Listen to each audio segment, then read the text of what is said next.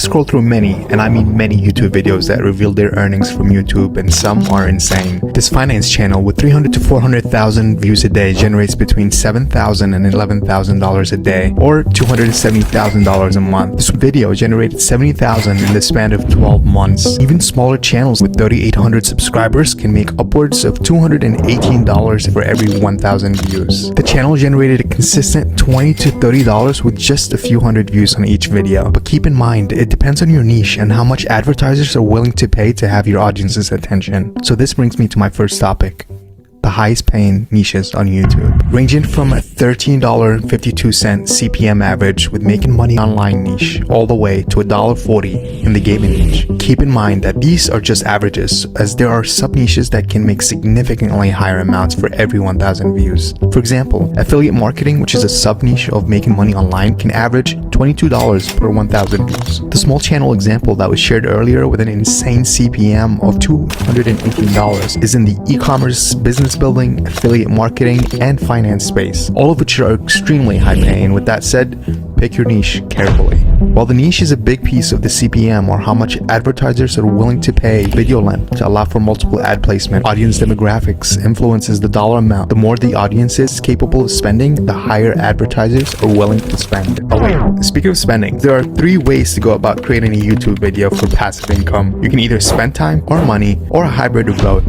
For individuals that have a lot of time, it may make a lot of sense to spend a couple of bucks on an editing platform such as Adobe Premiere or Final Cut Pro, and leverage YouTube as a free resource to start learning how to edit and create super engaging content. If you don't have a lot of time, but have capital, then you might be able to automate using sources other than yourself. Websites like Upwork and Fiverr have thousands of freelancers that have listings for all aspects of the video creation process: voiceover, thumbnail creation, video editing, and SEO optimization for as little as $5 and as high as $1,000. But remember, you can do all this on your own, because no one will be able to tell your story the way you do. This brings me to my last approach, the hybrid method. Mastering different skills with time and outsourcing things to specialists that might be able to deliver higher quality than what you can for now, because all it takes is one video. This brings me to the highly debated question of, is it quality or quantity that matters for a YouTube channel, and start raking in the views? While the majority of channels take years and a large count of videos to get picked up by the YouTube algorithm, this is all results of content creators getting better and better through consistent effort and repetition.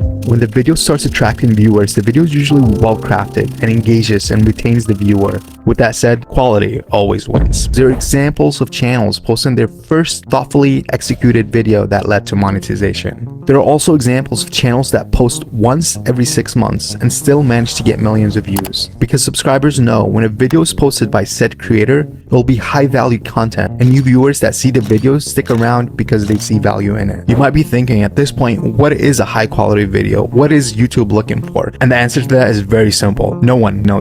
What's important is click-through rate, getting people to click on your video, and then average view duration, average view percentage, or just relative retention, and having them watch it. A lot of creators think click-through rate is just like the title and thumbnail and did they click it, but a lot of it too is, did they enjoy your last video? Because if someone watches a video of yours and they loved it, you can bet the next time you're recommended, their chance of clicking is a lot higher. Mr. Beast has mentioned that videos tend to do well if they can retain the viewer for specifically 70% of the video. This percentage needs to be our target before we give up on the algorithm. Before we even talk about that 70% though, click, they don't watch, so you want to give them something to click. We need to get people to click on the video. We were able to find a snippet of one of Mr. Beast's video analytics to get an understanding of where we should target. The video had a 7% click-through rate, and that's a pretty absurd number given the number of impressions the video had, so it's safe to assume that one should target that 10 to 20% range. Aside from these hard metrics, whatever you choose to do, make sure it's something that you find interesting, you enjoy doing, enjoy learning about, because remember, no one on YouTube is an expert at anything, but the most successful ones are the ones that have passion, curiosity for the things they share.